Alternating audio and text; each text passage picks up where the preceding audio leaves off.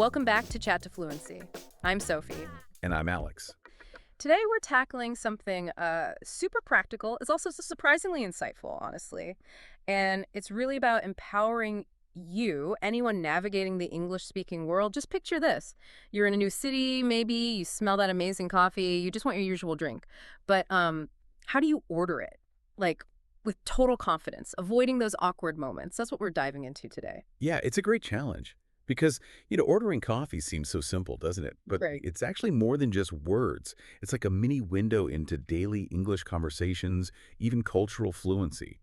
Our sources today, they come from this really good guide that's designed to help learners, get past just knowing words. They actually flow in these everyday situations.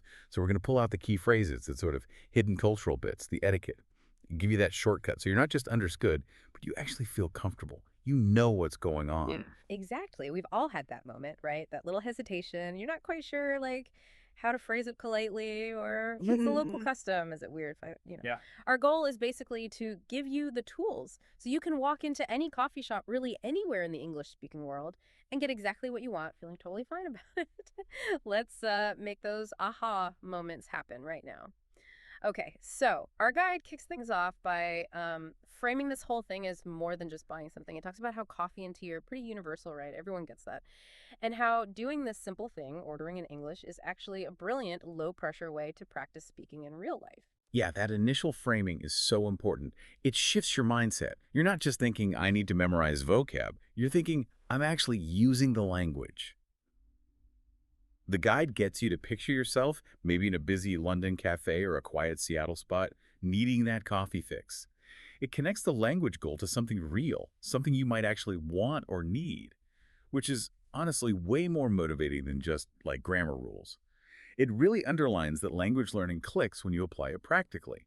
Fluency isn't some abstract idea way off in the distance. It's built one coffee order at a time, confidently. That's a really powerful way to think about it. Okay, so with that motivation set, the guide jumps right into a model interaction, like a clear script, customer and barista, and it goes through the whole thing from good morning all the way to saying goodbye. Right, and this dialogue, it's like the foundational script, the blueprint for getting it right in this situation. It's simple, direct, you hear it all the time, which makes it a perfect starting point. By laying it out clearly, the guide gives you that baseline, that typical rhythm. You get the polite greetings, the direct request for the drink, then the barista asking about size, maybe that little upsell, anything else. Yep. Confirming the order, paying, and the polite goodbyes. It's all there. It's like a complete mini conversation. Short, but it has all the pieces of a respectful interaction. Almost like a little scene we can pull apart. Okay, yeah, let's pull it apart then. The guide goes into this breakdown, right? Yeah. Focusing on the actual phrases. Good morning. Good morning. How can I help you? I'd like a cappuccino, please. Sure. What size would you like? Small, medium, or large? Medium, please. Anything else? Yes. Can I also have a blueberry muffin? Of course. That will be $5. Here you are. Thank you. Enjoy your coffee. Thanks. Let's break down the dialogue. It starts with that key one for being polite. I'd like a cappuccino, please.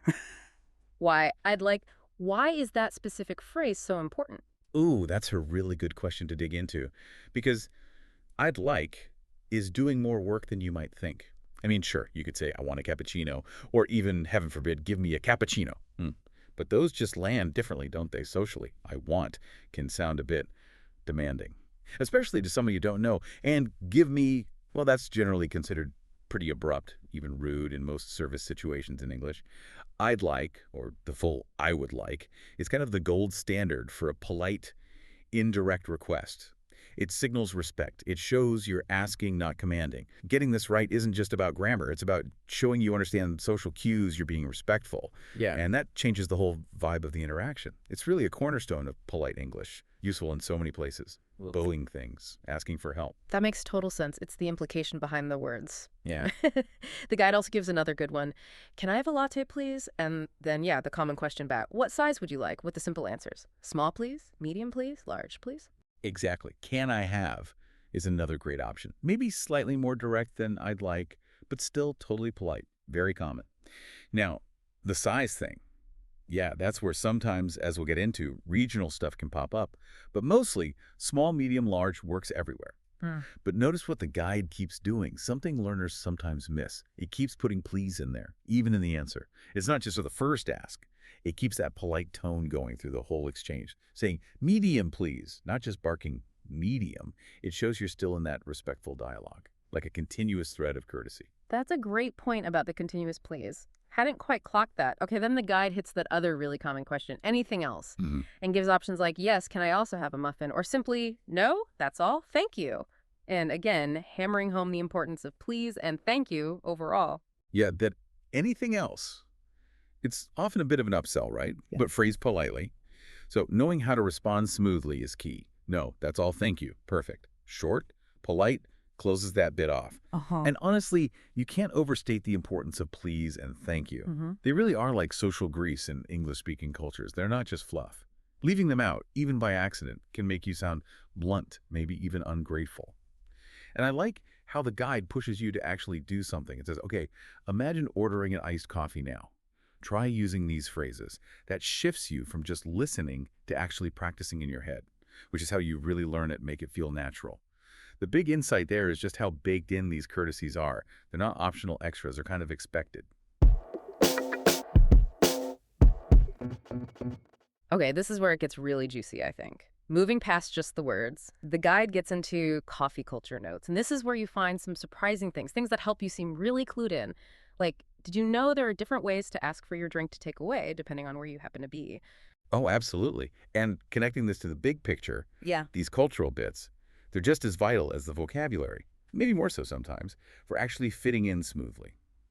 Knowing the right phrase for taking your drink out isn't just, trivia. It helps you avoid those slightly awkward moments, shows you get the local way of doing things. It's about cultural literacy, really. Right. So the guide points out in lots of English-speaking places, people say to go. But, and here's the specific difference in the US, it's super common to hear, can I get this to go? Whereas in the UK, you're much more likely to hear them ask for a takeaway coffee. Yeah, that's a classic UK versus US English thing, isn't it? To go versus takeaway. It just reflects local habits. Knowing that stops you from saying takeaway in New York and maybe getting a puzzled look, or the other way around in London. And don't get me started on the sizes. Starbucks with its tall, grande, venti. Yeah, yes, the Italian words. While most other places just stick to small, medium, large. Exactly. Yeah. And that Starbucks thing, it's clever marketing, right? Using Italian coffee culture to build a brand. But it can trip you up if you expect venti to mean something at your local independent shop. The key thing here is you got to be adaptable, observant. These little aha moments, they really do change you from just someone learning words into someone who can navigate the culture confidently. Feels more like being at home, less like just visiting. It really is those little details that make a difference. Totally. And speaking of big cultural details, the guide brings up tipping. Especially in places like the US, leaving around 10–15% is often expected, even in coffee shops sometimes. Tipping. Yeah, that's a whole fascinating, sometimes tricky cultural thing. It's not just about a couple extra bucks. In places like the US, it's really tied into the whole economics of the service industry, the social expectations. Historically, it evolved in various ways, but today, for many service jobs in the US, tips are a big part of their actual income. So not tipping or tipping way too little can come across as quite disrespectful or like you didn't appreciate the service. Sends a message you might not intend. It's great the guide includes this because it gives you the full picture of the interaction. It goes beyond just the words you say. It touches on that sort of unspoken social contract. Understanding why tipping happens in some cultures, the history, the economics, that gives you a much deeper understanding than just knowing the percentage. It's about smoothly fitting in, avoiding those awkward or even offensive mistakes. Okay, so pulling all this together, what does it mean for you, our listener, after you've got your coffee? The guide wraps up with a summary and feedback bit, just reinforcing the main takeaways. Right, and this last part really hammers home the absolute key: practice. Consistent, active practice. The idea of doing self-talk is brilliant, just mentally rehearsing. Pretend you're ordering your usual, maybe it's a venti oat milk latte to go or just a small black coffee takeaway. It's a really powerful, low-stress way to get those phrases locked in. It moves you from just hearing it to actually using it mentally first, which is how you build real fluency, real confidence. It's like building muscle memory for the language in context. So when you're actually there at the counter, the words just kind of flow out, developing that internal script. What a great deep dive into something that seems so simple, ordering coffee, but it's actually packed with significance, isn't it? We've gone through those essential polite phrases, I'd like, can I have, I daw, talked about why please and thank you are so critical, and even got into those cultural details, to go versus takeaway, the whole Starbucks sizing thing, and the etiquette around tipping. Yeah, and it brings up a really good question for you listening now. How much does getting comfortable with these small, everyday interactions actually boost your overall confidence in English? Our look at this guide suggests fluency isn't just about grammar rules, is it? It's about context, culture, having the right words ready, but also kind of understanding the why behind them. So next time you're thinking about getting coffee, don't just daydream about the drink. Actively think, how would I order this in English using these tips? What else might I need to say? How would I handle a question from the barista? Absolutely. Keep practicing those phrases. Notice those cultural cues when you're out and about or even watching shows. You won't just get your perfect coffee every time. You'll seriously boost your confidence, which makes you a much more capable, much more comfortable communicator all around in English. Thanks so much for joining us on this deep dive. We really hope you put these ideas to practice. All right, guys. This is Chat to Fluency. Fun, confident, fluent.